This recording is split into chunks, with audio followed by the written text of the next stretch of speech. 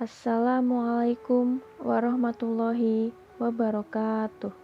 Perkenalkan, nama saya Tika Prameswari dan teman saya Salma Livi Azrina Grande. Pada kesempatan kali ini, kami akan menerangkan materi tentang mewujudkan masyarakat madani.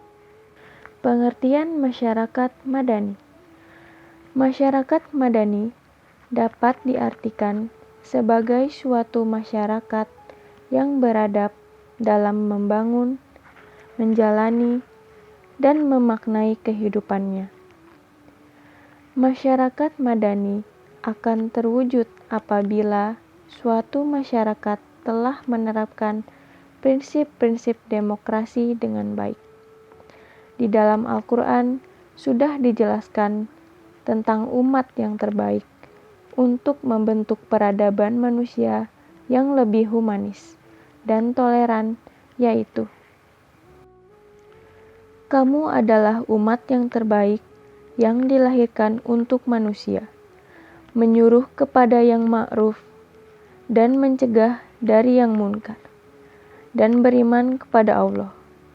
Sekiranya ahli kitab beriman, tentulah itu lebih baik bagi mereka. Di antara mereka ada yang beriman, dan kebanyakan mereka adalah orang-orang yang fasik. Quran Surah Ali Imran ayat 110. Konsep masyarakat madani merupakan penerjemahan atau pengislaman konsep civil society. Orang yang pertama kali mengungkapkan istilah ini adalah Anwar Ibrahim dan dikembangkan di Indonesia oleh Nurcholish Madjid.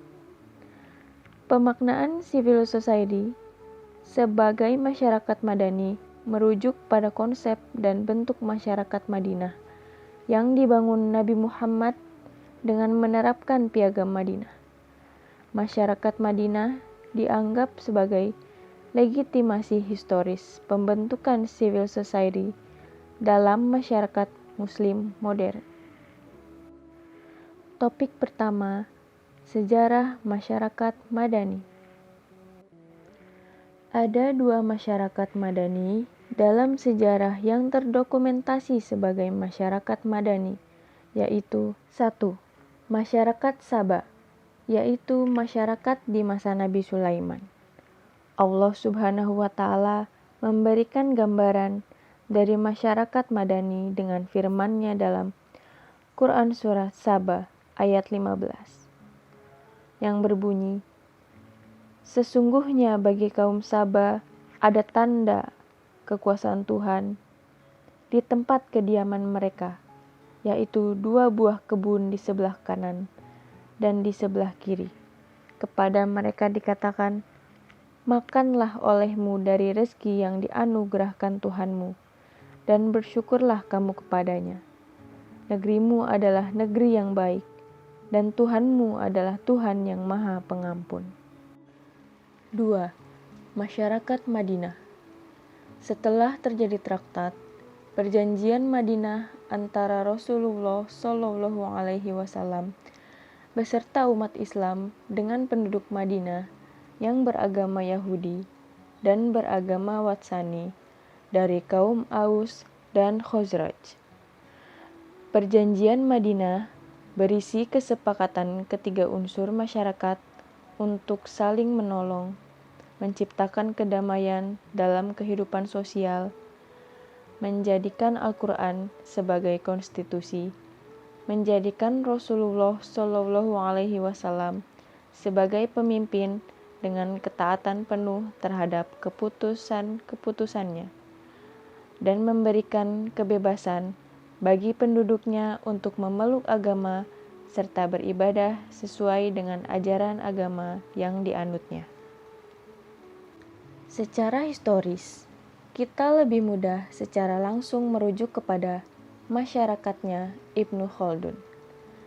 Deskripsi masyarakatnya justru banyak mengandung muatan-muatan moral, spiritual, dan menggunakan agama sebagai landasan analisisnya.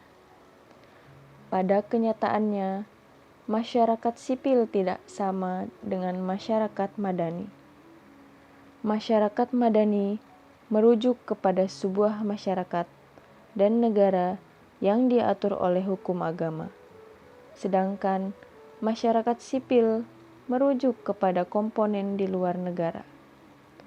Syed Farid Alatas, seorang sosiolog, sepakat dengan Syed Muhammad Al-Naqib Alatas, berbeda dengan para sosiolog umumnya, menyatakan bahwa faham masyarakat madani tidak sama dengan faham masyarakat sipil. Istilah madani, Madinah atau kota, dan din diterjemahkan sebagai agama, semuanya didasarkan dari akar kata din. Kenyataan bahwa nama kota Yatrib berubah menjadi Madinah bermakna di sanalah din berlaku. Secara historis pun, masyarakat sipil dan masyarakat madani tidak memiliki hubungan sama sekali. Masyarakat madani bermula dari perjuangan Nabi Muhammad SAW menghadapi kondisi jahiliyah masyarakat Arab Quraisy di Mekah. Beliau memperjuangkan kedaulatan agar umatnya leluasa menjalankan syariat agama di bawah suatu perlindungan hukum dan mewujudkan cita-cita membentuk Madaniyah atau beradab. Topik kedua, masuknya ke Indonesia. Masyarakat madani. Konsep ini merupakan penerjemahan istilah dari konsep civil society yang pertama kali dikemukakan oleh Dato Seri Anwar Ibrahim dalam ceramahnya pada Simposium Nasional dalam rangka forum ilmiah pada acara Festival Istiqlal 26 September 1995 di Jakarta. Selanjutnya dikembangkan oleh Nurholis Majid di Indonesia. Konsep yang diajukan oleh Anwar Ibrahim ini hendak menunjukkan bahwa masyarakat yang ideal adalah kelompok masyarakat yang memiliki peradaban maju. Lebih jelas, Anwar Ibrahim menyebutkan bahwa yang dimaksud dengan masyarakat madani adalah sistem sosial yang subur, yang diazaskan kepada prinsip moral dan menjamin keseimbangan antara kebebasan perorangan dengan kestabilan masyarakat. Kan dari bahasa Arab Mu'tama Madani yang diperkenalkan oleh Naqib Alatas, seorang ahli sejarah dan peradaban Islam dari Malaysia. Pendiri ISTAC. Kata Madani berarti civil atau civilized atau beradab. Madani berarti juga peradaban, sebagaimana kata Arab lainnya seperti Hadiyari, Sagafi, atau Tamadun. Konsep Madani bagi orang Arab memang mengacu pada hal-hal yang ideal dalam kehidupan dalam masyarakat. Selanjutnya, Alwi Shihab menjelaskan, kaum muslim awal menjadi khairu ummah karena mereka menjalankan amar ma'ruf sejalan dengan tuntutan Allah dan Rasul-Nya. Perumusan konsep masyarakat madani menggunakan projecting back theory yang berangkat dari sebuah hadis yang mengatakan khair al-qurun qarni tumma alladhi yalunahu tumma alladhi yalunahu, yaitu dalam menetapkan ukuran baik atau buruknya perilaku harus dengan merujuk pada kejadian yang terdapat dalam khazanah sejarah masa awal Islam, dan bila tidak ditemukan maka dicari pada sumber normatif Al-Quran dan hadis. Civil society yang lahir di barat diislamkan menjadi masyarakat madani, yaitu suatu masyarakat kota Madinah bentukan Nabi Muhammad SAW. Mereka mengambil contoh dari data historis Islam yang secara kualitatif dapat dibandingkan dengan masyarakat ideal. dalam konsep civil society. Masyarakat Madani dalam kehidupan masyarakat Madinah di bawah Nabi Muhammad SAW yang masyarakatnya tunduk kepada perjanjian Piagam Madinah. Topik ketiga, antara masyarakat Madani dan civil society. Secara historis, kita lebih mudah secara langsung merujuk kepada masyarakatnya Ibnu Khaldun. Deskripsi masyarakatnya justru banyak mengandung muatan-muatan moral spiritual dan menggunakan agama sebagai landasan analisisnya. Pada kenyataannya, masyarakat sipil tidak sama dengan masyarakat Madani. Masyarakat Madani merujuk pada sebuah masyarakat dan negara yang diatur oleh hukum agama, sedangkan masyarakat sipil merujuk kepada komponen di luar negara. Masyarakat Madinah yang oleh Nurcholish Madjid dijadikan tipologi masyarakat Madani merupakan masyarakat yang demokratis, dalam arti bahwa hubungan antar kelompok masyarakat sebagaimana yang terdapat dalam poin-poin Piagam Madinah. Mencerminkan egalitarianisme atau setiap kelompok mempunyai hak dan kedudukan yang sama, penghormatan terhadap kelompok lain, kebijakan diambil dengan melibatkan kelompok masyarakat seperti penetapan strategi perang, dan pelaku ketidakadilan dari kelompok manapun diganjar dengan hukuman yang berlaku. Nurcholish Madjid 1997. Kita juga harus meneladani sikap kaum muslim awal yang tidak mendikotomikan antara kehidupan dunia dan akhirat. Mereka tidak meninggalkan dunia untuk akhiratnya dan tidak meninggalkan akhirat untuk dunianya. Mereka bersikap seimbang atau tawasud dalam mengejar kebahagiaan dunia dan akhirat. Dalam analisis pakar lain yakni Muhammad Imarah 1999, setidaknya ada 3 karakteristik dasar dalam masyarakat Madani. Pertama, diakuinya semangat pluralisme. Artinya, pluralitas telah menjadi sebuah keniscayaan yang tidak dapat dielakkan, sehingga mau tidak mau, pluralitas telah menjadi suatu kaidah yang abadi dalam pandangan Al-Quran. Pluralitas juga pada dasarnya merupakan ketentuan Allah Subhanahu wa Ta'ala atau sunnatullah, sebagaimana tertuang dalam Al-Quran surat Al-Hujurat ayat 13. Dengan kata lain, pluralitas merupakan sesuatu yang kodrati dalam kehidupan. Dalam ajaran Islam, pluralisme merupakan karunia Allah yang bertujuan mencerdaskan umat melalui perbedaan konstruktif dan dinamis, penyesuaian diri. Kedua, adalah tingginya sikap toleransi atau tasamuh, baik terhadap saudara sesama muslim maupun terhadap saudara non-muslim. Landasan normatif dari sikap toleransi dapat kita tilik dalam firman Allah yang termaktub dalam surat Al-An'am ayat 108. Ketiga, adalah tegaknya prinsip demokrasi atau dalam dunia Islam lebih dikenal dengan istilah musyawarah.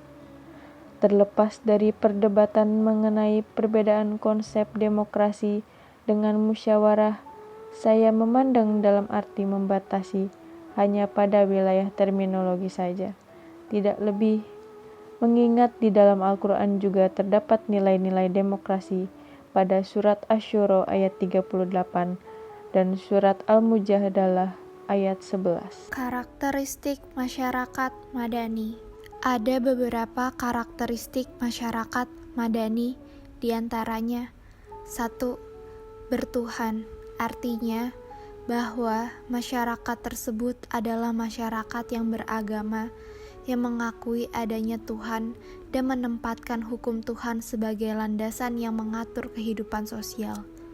Kedua, terintegrasinya individu-individu dan kelompok-kelompok eksklusif ke dalam masyarakat melalui kontrak sosial dan aliansi sosial. Ketiga, menyebarnya kekuasaan sehingga kepentingan-kepentingan yang mendominasi dalam masyarakat dapat dikurangi oleh kekuatan-kekuatan alternatif. Keempat, dilengkapinya program-program pembangunan yang didominasi oleh negara dengan program-program pembangunan yang berbasis masyarakat. Kelima, terjembataninya kepentingan-kepentingan individu dan negara karena keanggotaan organisasi-organisasi volunteer mampu memberikan masukan-masukan terhadap keputusan-keputusan pemerintah. Keenam, tumbuh kembangnya kreativitas yang pada mulanya terhambat oleh rezim-rezim totaliter. Ketujuh, meluasnya kesetiaan dan kepercayaan sehingga individu-individu mengakui keterkaitannya dengan orang lain dan tidak mementingkan diri sendiri. Kedelapan, adanya pembebasan masyarakat melalui kegiatan lembaga-lembaga sosial dengan berbagai ragam perspektif. Kesembilan, damai, artinya masing-masing elemen masyarakat, baik secara individu maupun secara kelompok, menghormati pihak lain secara adil. Kesepuluh, tolong-menolong tanpa mencampuri urusan internal individu lain yang dapat mengurangi kebebasannya. Kesebelas, toleran, artinya tidak mencampuri urusan pribadi pihak lain yang telah diberikan oleh Allah sebagai kebebasan manusia dan tidak merasa terganggu oleh aktivitas pihak lain yang berbeda tersebut. Ke-12, keseimbangan antara hak dan kewajiban sosial. Ke-13, berperadaban tinggi, artinya bahwa masyarakat tersebut memiliki kecintaan terhadap ilmu pengetahuan dan memanfaatkan kemajuan ilmu pengetahuan untuk umat manusia.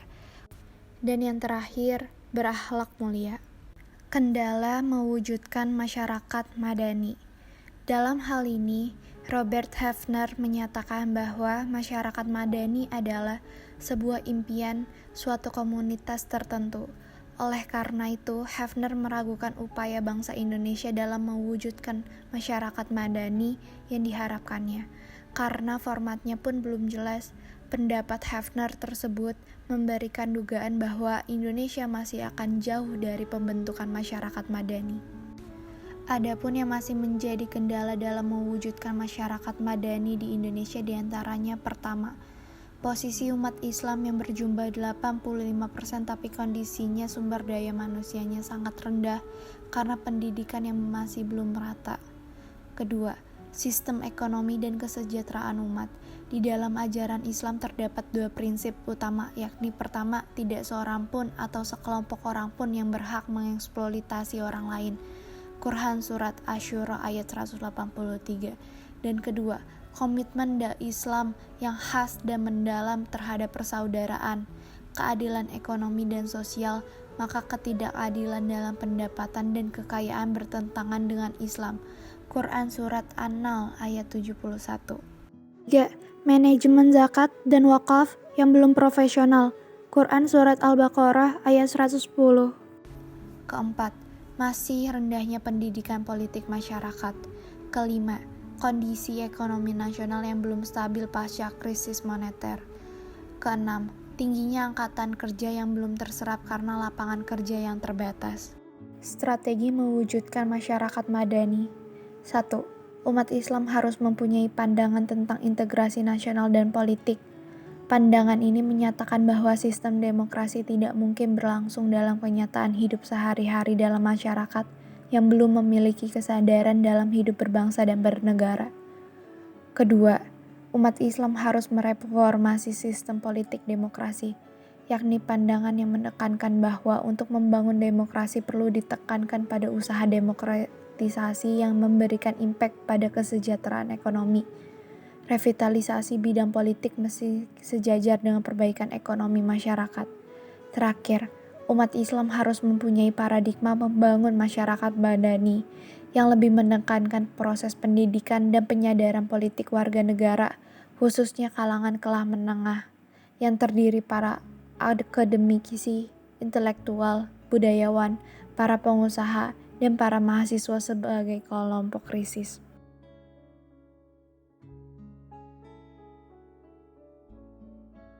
Peran umat Islam dalam mewujudkan masyarakat madani, perkembangan dan perubahan zaman, maka umat Islam harus berperan aktif dalam mewujudkan masyarakat madani. Kamu adalah umat yang terbaik yang dilahirkan untuk manusia, menyuruh kepada yang ma'ruf dan mencegah dari yang munkar, dan beriman kepada Allah. Sekiranya ahli kitab beriman, tentulah itu lebih baik bagi mereka. Di antara mereka ada yang beriman, dan kebanyakan mereka adalah orang-orang yang fasik. Quran Surat Ali Imran ayat 110. Oleh karena itu, maka umat Islam harus menunjukkan perannya dalam mewujudkan masyarakat madani, yaitu antara lain: pertama, melakukan pembenahan ke dalam tubuh umat Islam untuk menghapus kemiskinan. Kedua, menciptakan keadilan sosial dan demokrasi. Ketiga, merangsang tumbuhnya para intelektual. Keempat, mewujudkan tata sosial politik yang demokratis dan sistem ekonomi yang adil. Kelima, sebagai pengembangan masyarakat melalui upaya peningkatan pendapatan dan pendidikan rakyat. Keenam, sebagai kontrol terhadap negara. Terakhir, menjadi kelompok kepentingan atau kelompok penekan dalam rangka menegakkan kebenaran dan keadilan.